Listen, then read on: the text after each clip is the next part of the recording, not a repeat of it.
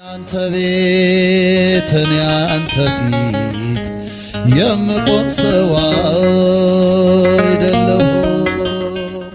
በስመ አብ ወወልድ ወመንፈስ ቅዱስ አሐዱ አምላክ አሜን። ሰላም ጤና ይስጥልኝ። እጅግ የተወደዳችሁ መንፈሳዊ ቻናል ተከታታዮች በመላው ዓለም የምትገኙ ኦርቶዶክሳውያን በሙሉ እንዴት ሰነበታችሁ?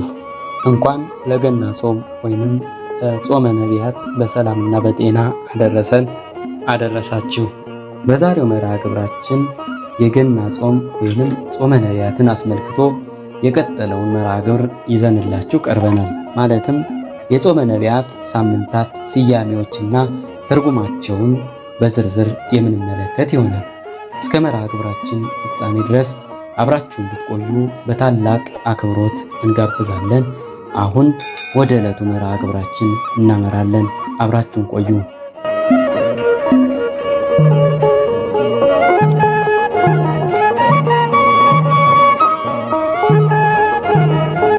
ጾመ ነቢያት ወይንም የገና ጾም ከሰባቱ የአዋጅ አጽዋማት መካከል አንዱ ሲሆን ጾመ ነቢያት የተባለበት ምክንያት ነቢያት ስለጾሙት ነው። ነቢያት የጾሙት ስለምንድን ነው ቢሉ ለአዳም የተሰጠውን 5500 ዘመን ሲፈጸም ከልጅ ልጅህ ተወልጄ አድንሃለሁ የሚለውን የተስፋ ቃል በማሰብ ከሰማየ ሰማያት ይወርዳል፣ ከድንግል ማርያም ይወለዳል፣ በሞቱም የተፈረደበትን የሰው ልጅ ነፃ ያወጣል ብለው ነው። ይህንንም ጾም የትኞቹ ነቢያት ናቸው የጾሙት ቢሉ ሊቀ ነቢያት ሙሴ 40 ቀን ጾሟል። ነቢዩ ኤልያስም 40 ቀን ጾሟል። በተጨማሪም በተለያየ ዘመን የነበሩት ነቢዩ ዕዝራ፣ ነቢዩ ነህምያ፣ ነቢዩ ዳንኤል እንዲሁም ነቢዩ ክቡር ዳዊት ጾመዋል። ነቢያት ይወርዳል ይወለዳል ብለው ከጾሙ እኛ እርሱ ወርዶ ተወልዶ ተሰቅሎ ካዳነን በኋላ ያለን የአዲስ ኪዳን ክርስቲያኖች ስለምን የነቢያትን ጾም እንጾማለን ቢሉ የነቢያትን ጾም የምንጾመው እንደቀደሙት ነቢያት ይወርዳል ይወለዳል እያለን ሳይሆን የቀደሙት ነቢያት ይወርዳል ይወለዳል እያሉ የጾሙትን በማሰብ በመጾማችን ድኅነተ ሥጋ ድኅነተ ነፍስ፣ በረከተ ሥጋ በረከተ ነፍስ እንድናገኝበት ነው። ጾመ ነቢያት ወይንም የገና ጾም ከኅዳር 15 ጀምሮ እስከ ታኅሳስ 28 ቀን በዘመነ ዮሐንስ እስከ ታኅሳስ 27 ቀን ድረስ ለ44 ቀናት በዘመነ ዮሐንስ ደግሞ ለ43 ቀናት ይጾማል።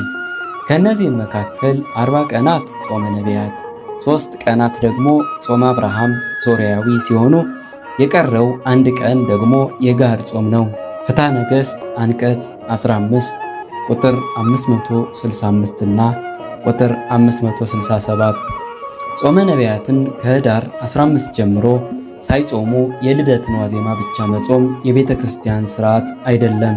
የገና ጾም ወይንም ጾመ ነቢያት በተለያዩ ስያሜዎች እንደሚጠራ ከዚህ ቀደም በተለቀቀው የገና ጾም መቼ ይገባል በሚለው ቪዲዮ ተመልክተናል። ያላያችሁ ካላችሁ ሊንኩ የመጀመሪያው ኮመንት ላይ ስለተቀመጠ ገብታችሁ እንድትመለከቱ በአክብሮት እንጋብዛለን።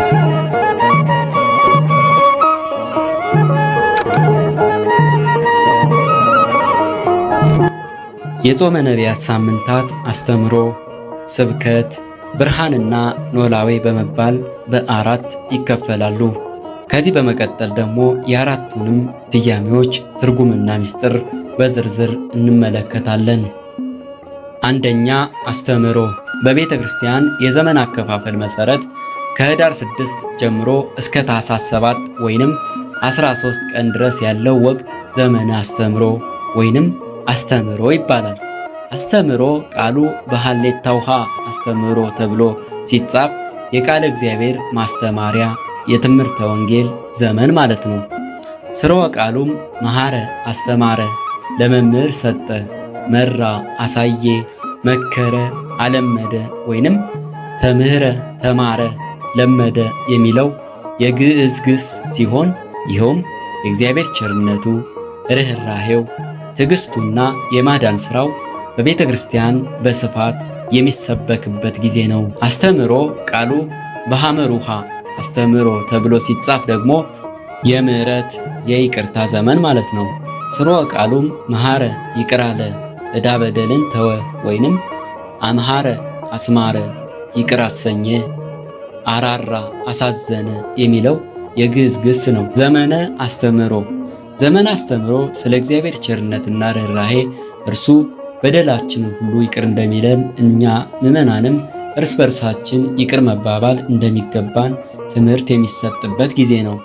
ይህ ዘመነ አስተምህሮ ቤተ ክርስቲያን ስለ ልጆቿ ይቅርታ የምትጠይቅበት፣ ምዕመናንንም ስለ በደላቸው ይቅርታ የሚጠይቁበት፣ ስለዚህም በስፋት ትምህርት የሚሰጥበት ዘመን ነው። በዘመነ አስተምህሮ የሚገኙ ሰንበታት በቅዱስ ያሬድ የዜማ መጻሕፍት እንደተጠቀሰው በዘመነ አስተምህሮ ውስጥ የሚገኙ ሰንበታት ወይንም እሁዶች አስተምህሮ፣ ቅድስት፣ ምኩራብ፣ መጻጉዕ እና ደብረ ዘይት ተብለው ይጠራሉ። ሳምንታቱን በዚህ መልክ የከፋፈለውም ሊቁ ቅዱስ ያሬድ ነው። ድጓ ዘአስተምህሮ ከመጀመሪያው ሳምንት ከአስተምህሮ በቀር የአራቱ እሁዶች ስያሜ ከዐቢይ ጾም ሰንበታት ጋር አንድ አይነት ነው። የዘመነ አስተምህሮ ሰንበታት ወይንም እሁዶች ስያሜ ከዐቢይ ጾም ሰንበታት ስያሜ ጋር ተመሳሳይ ይሁን እንጂ በእነዚህ ሳምንታት ሌሊት የሚዘመሩ መዝሙራት፣ በቅዳሴ ጊዜ የሚነበቡ ምንባባትና የሚቀርቡ ትምህርቶች ግን በይዘትና በምስጢር ይለያያሉ። ትምህርቶቹ በምስጢር ይለያያሉ ስንልም በዚህ ወቅት የሚነገረው ምስጢርና ይዘት በወቅቱ ላይ የሚያተኩር መሆኑን ለመግለጽ ነው እንጂ በየትኛውም ጊዜ በቤተ ክርስቲያናችን የሚቀርበው ትምህርት አንዱ የእግዚአብሔር ቃል ብቻ ነው።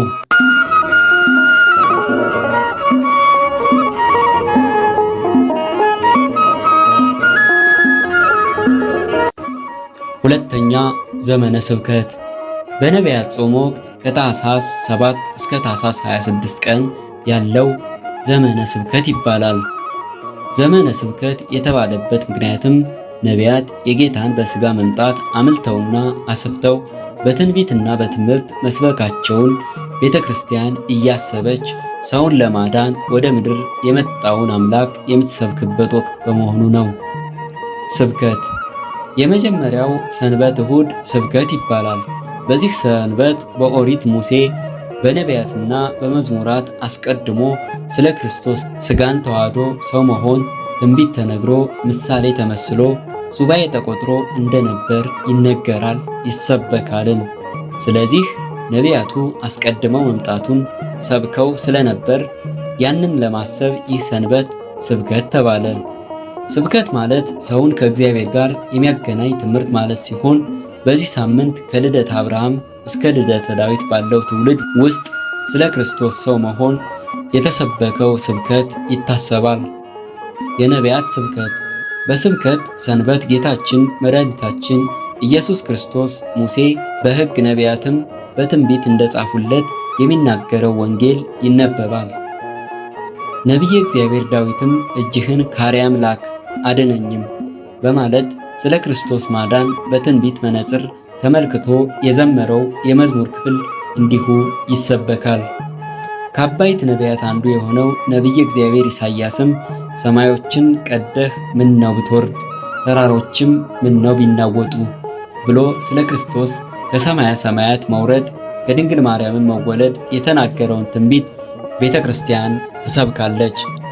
የቤተ ክርስቲያናችን ስብከት ብርሃናት ዓለም ቅዱስ ጳውሎስ በመልእክቱ እኛስ የተሰቀለውን ክርስቶስን እንሰብካለን እንዳለው ቤተ ክርስቲያን በተለይ በዘመነ ስብከት ጌታችን መድኃኒታችን ኢየሱስ ክርስቶስ ለሰው ልጆች የሰጠውንና የፈጸመውን የማዳን ተስፋ ትሰብካለች። ቅዱስ ያሬድም በመዝሙሩ ከዓለም በፊት የነበረውንና መድኃኒት የሆነውን ወልድን እንሰብካለን እንዳለ ቤተ ክርስቲያናችን መቼም ቢሆን መቼ በጊዜውም አለጊዜውም ሲሞላም ሲጎድልም ስለ ኃጢአታችን የሞተውንና አምላክ ወልድ አምላክ የሆነውን ክርስቶስን ትሰብካለች።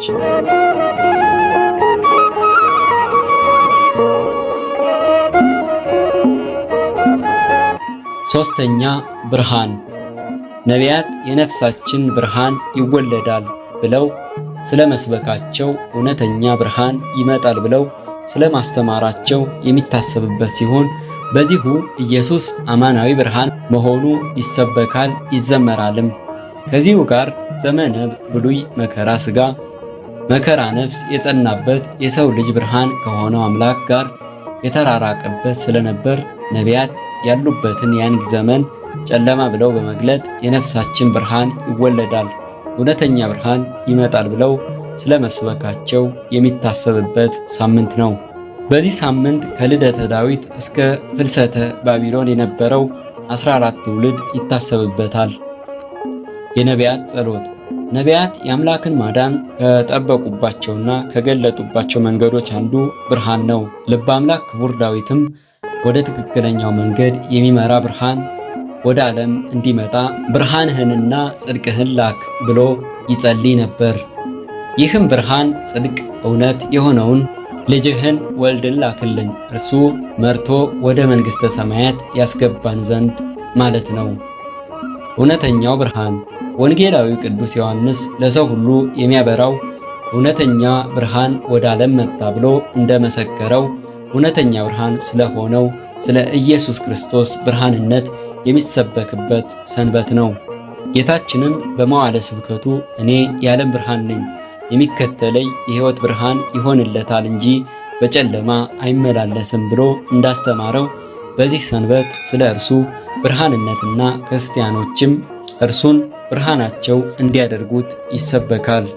የሕይወታችን ብርሃን በዚህ ዕለት ከብርሃን የተገኘ ብርሃን እንዲሁም የማይነገር ብርሃን የተባለ ኢየሱስ ክርስቶስ እውነተኛ ብርሃን መሆኑ ይሰበካል።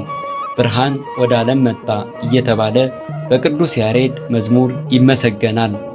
እኛም አባቶቻችንን አብነት አድርገን ቅዱስ ኤፍሬምም በሰኞ ውዳሴ ማርያም እንዳስተማረን በዚህ ዓለም ለሚኖሩ ሰዎች ሁሉ የምታበራ እውነተኛ ብርሃን ስለ ሰው ፍቅር ወደ ዓለም የመጣህ ፍጥረት ሁሉ በመምጣትህ ደስ አለው አዳምን ከስተቱ አድነኸዋልና ሔዋንንም ከሞት ጻረኝነት ነፃ አድርገሃታልና የምንወለድበትን መንፈስ ሰጠህን ከመላእክት ጋርም አመሰገንህ በማለት የሕይወታችን ብርሃን የሆነውን አምላካችን መድኃኒታችን ኢየሱስ ክርስቶስን እናመሰግናለን።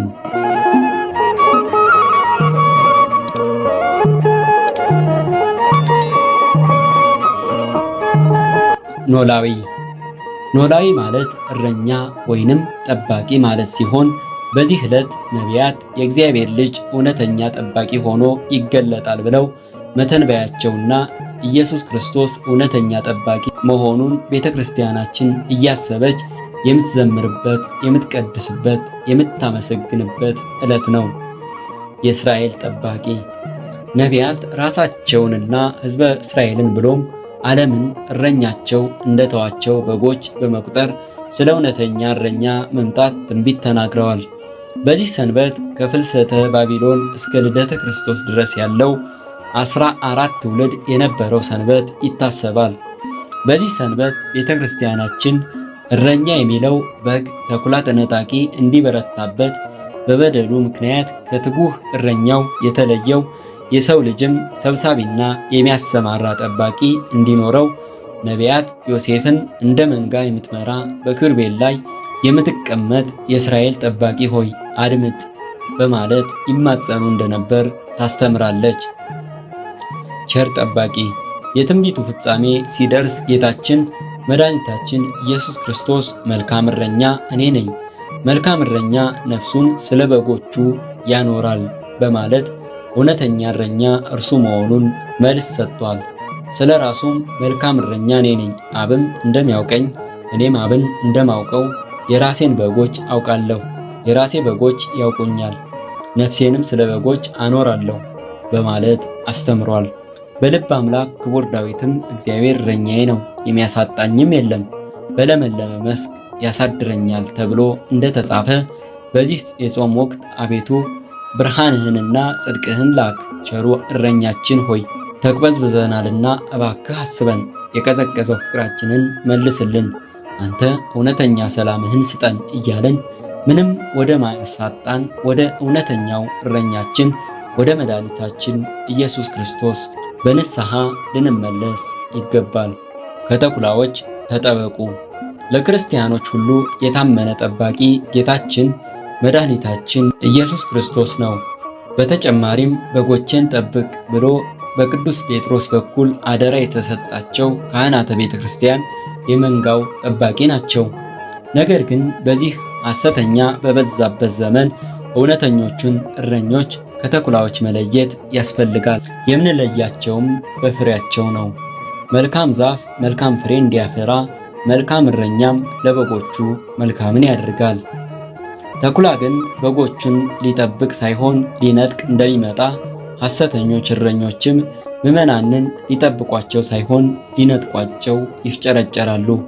ነገር ግን መጨረሻቸው ጥፋት ስለሆነ ልናውቅባቸው ይገባል። በአጠቃላይ በዚህ በገና ጾም ነቢያትም ሐዋርያትም ጾመው በረከት አግኝተውበታል። እኛ ምዕመናንም እንደነርሱ በረከትን እናገኝ ዘንድ ይህንን ጾም መጾም እንደሚገባን የቤተ ክርስቲያን አባቶች ሥርዓት ሰርተውልናል። በዚህም መሠረት የነቢያት፣ የሐዋርያት፣ የጻድቃንና የሰማዕታት አምላክ ከእመቤታችን ቅድስት ድንግል ማርያም ከቅዱሳን ነቢያትና ሐዋርያት በረከት እንዲያሳትፈን መንግሥቱንም እንዲያወርሰን ሁላችንም በዚህ በጾመ ነቢያት ወቅት በጾም በጸሎት ተወስነን እግዚአብሔርን ልንማጸነው ይገባል። ጾሙን የበረከት፣ የስርየት፣ የአንድነት ጾም ያድርግልን። ወስብሐት ለእግዚአብሔር ወለወላዲቱ ድንግል ወለመስቀሉ ክቡር። ይቆየን። አነሳስቶ ላስጀመረን አስጀምሮ ላስጨረሰን ለልዑል እግዚአብሔር ክብር ምስጋና ይገባል ለዘላለሙ አሜን።